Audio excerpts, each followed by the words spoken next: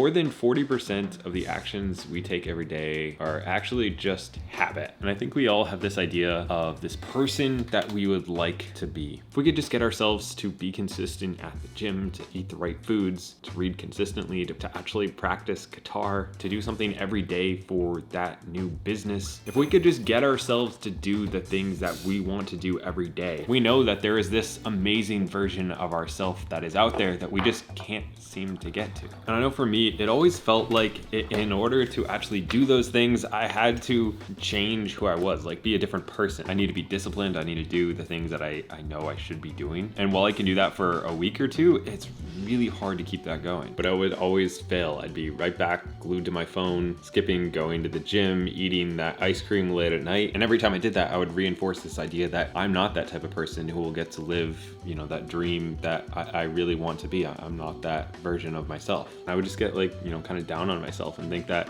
I'm the problem. I'm just not strong enough. I'm just not, good enough. I don't work hard enough. But it turns out changing your life is really hard. And sometimes it's not all your fault. And in order to actually become that person, I just needed to make some small, simple changes, and really understanding why I was sabotaging myself made things a lot easier. The science behind bad habits. Neural pathways are like roads in your brain, and they kind of help you remember and make things automatic. When you learn something new, like you're studying for a test, the brain builds a new road for that information. The more you study and use that information, the stronger and easier it is for you to access it. But if you stop using that road, you're just gonna forget most of what you learned, which is why I remember absolutely nothing that I learned in high school. Pretty much I can hardly even spell. But this also happens when you learn a new skill. For example, I used to play the guitar, and as I was playing consistently, I would get better and better. I could access things easily. And then if I don't play for a few months, I forget where my finger goes. I forget how to hold it correctly. Use the road, vegetation and stuff overruns it. So this is why when you are trying to build a new habit, you have to practice that habit regularly. You have to keep it in your brain. You have to review it often. And above all, you need to stay consistent with that, because if you just do that for a couple weeks, like you're cramming for a test, you're not going to remember anything a week later. But if you're accessing that information regularly over and over again for a year, you're going to be much more likely to remember that for an extremely long time. So whatever habit you're trying to form, instead of cramming it all into one place, make it easy to do for a long period of time, and you're going to have a much better chance of success at becoming that new version of yourself. But in addition to learning new skills, habits are also influenced by context cues and impulsive actions. Habits are really just actions that you do automatically because you have certain triggers or cues inside your environment. For example, if you're like me, you might brush your teeth after you wake up every morning. Waking up is the cue, and brushing your teeth is the habit. The cues kind of help your brain know when to do the habit. And when you repeat this behavior, the neural pathways, or the road in your brain, gets stronger, making the new habit pretty much automatic. For instance, if you start checking your phone whenever you stand up from your desk, the cue is standing up from your desk, and it's going to become a habit. And if you do that enough times with enough actions, you're going to end up always being on your phone from all these different cues. But neural pathways can also affect how you feel about things. If something scared you as a child, like maybe there was a dog or something, definitely didn't happen to me, you might end up being afraid of dogs pretty much forever, because your brain built a strong road linking dogs to fear. If you always used to have trouble with math and felt bad about it, you might still feel that way because your brain linked math with a negative emotion. So this is where it can be really important to identify your triggers. Then that just comes from being present and asking why you're doing the things that you're doing that are automatic, whether it's negative or positive. And then once you find those triggers, you can try to do habit jacking, where maybe if you are used to scrolling on your phone at night, you place your charger on the dresser, and then you put a book next to your bed, and you start really working on plugging in your phone at night and then reading the book instead. And it's the same cue of going to bed, but now you changed your environment a little bit. And by doing this, you can build new habits and new routines. For instance, every morning after I make my coffee and I sit down, plan out my day, and then I read one page of a book. I originally didn't plan out my day and didn't read a book, but I took the habit of making coffee and I just added 2 positive habits after it so that I never miss them, because I never want to miss my coffee. But let's talk about why habits matter. Habits are actually a energy conservation. Creating habits, both good and bad, just help your brain save energy. Our brains love habits because they help us do things without having to use too much computing power on it. When something becomes a habit, it takes less effort, making a lot of everyday activities become a lot easier, and it saves all that energy for things that are different and new and unique, but they also impact our goals, because good habits can help you reach your goals, especially long-term ones, while bad habits can really destroy your life one tiny step at a time. If you take pretty much any long-term goal and you break that down enough times, in the end, what you land with is a daily habit. If your goal is to reach 100,000 subscribers as a content creator in the next 3 years, that might look like posting 52 videos a year and 1 video a week. And then broken down even further is today you are scripting a video. You're doing one thing towards making that video at the end of every week. So if you break things down enough into the actionable steps, into reverse engineering what your goal is, it turns into actionable steps which are mostly just habits. And your habits will determine if you are a success and you live your dream life, or if you're always wondering what could happen if you really gave life a shot and you could stop wasting it and doing the things you don't want to do. By the way, if you're enjoying this so far, feel free to drop a like. Super duper helps out the video. It's also very fun and satisfying.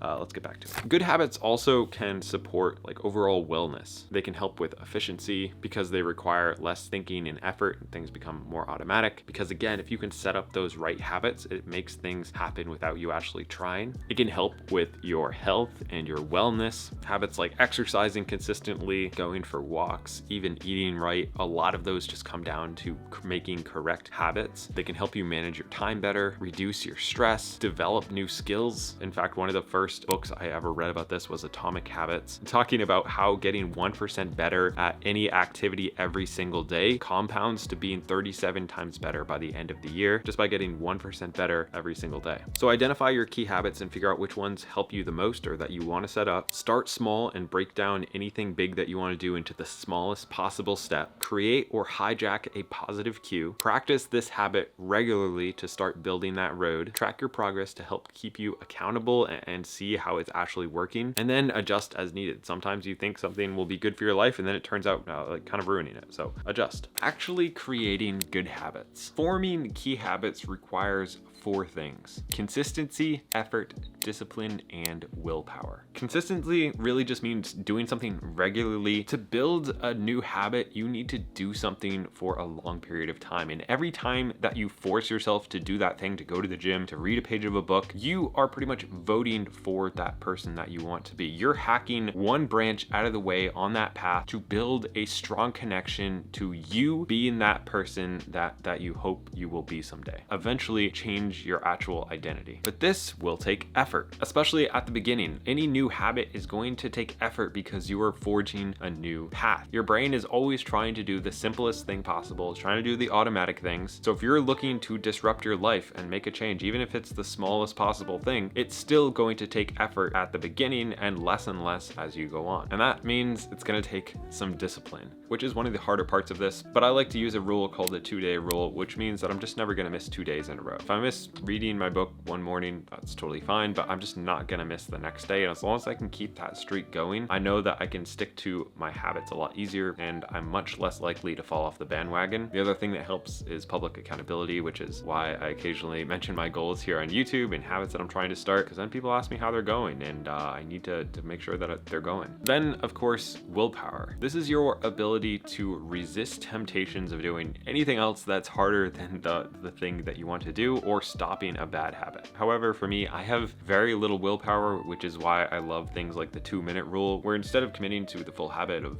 like maybe going to the gym or reading a chapter a day, I commit doing a 2-minute habit every day. The first 2 minutes of that, which might be getting in the car and starting to drive to the gym, or opening up the book and reading the first page. And then after that, I'm welcome to quit if I want to. But if I just stick with the first 2 minutes of any habit, I'm much more likely to do it. And it's easier to actually talk myself into doing that, and it requires a lot less willpower. Trigger and action. To form any new habit, you need to find a trigger and then pair it with a new action. And a trigger is just something that reminds you to do the habit. It can be a time of day, an event, a location, a thing. For example, if you're trying to drink more water, then maybe at every meal, you just try to drink a glass of water before you eat. And then once you find your trigger, you want to pair it with a new action that goes along with that. So if you maybe want to start meditating, maybe the first thing you do after you step out of bed in the morning is is you sit down and you meditate. That's finding a trigger and attaching an action. So this could look like brushing your teeth being the trigger every morning means that you do 10 push-ups. It could mean when you come home from school, you do your homework for 30 minutes. Every time you finish dinner, you go for a 10-minute walk. It's hijacking things that you're already doing and just inserting a habit that improves your life behind it.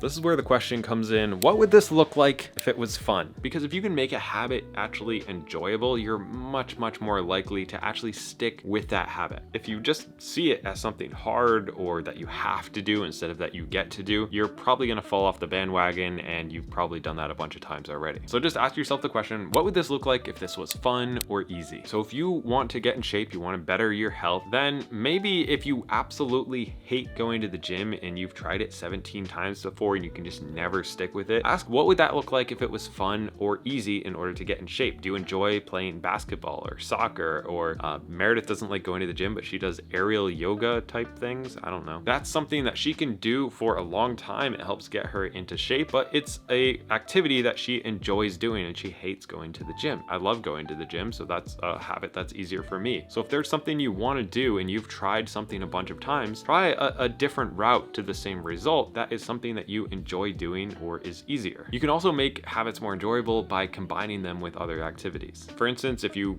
hate going for a run, but it's something you want to do, try listening to your favorite song or a super interesting podcast while you're running. You can also reward yourself. If you stick with reading a page a day every day for a week, you get to go to Starbucks and pick the most expensive drink or whatever you want to do as a reward, and actually make sticking with that habit something you want to do. If you don't like doing an activity alone, like reading a book or going to the gym again, try enlisting a friend to either go with you or read the same thing so that you can talk about it. Also, try setting goals. If they're very small, easy to attain goals that are not super far away, for some people that can be really motivating throughout all those hard times when you don't want to do it, but you're actually really close. Now let's talk about the time frame for habit creation. Research shows that it can take anywhere between 18 days and 250 days for a new habit to actually become automatic. That's pretty big window. But this pretty much means that you are going to have to stay consistent at whatever habit you're trying to do for a long time, probably months, if not a year, which, side note, is why I love the smallest habits possible, because they're much easier to stay with for a long period of time as opposed to like giant, huge changes that require a lot more of the willpower and all that stuff. But the thing is, you're not going to see results right away. It's not going to be easy right away. It is going to take time as you are building those new pathways. But just know that eventually it will get easier. So if you're trying to pick a new habit, here are some tips to actually make it stick.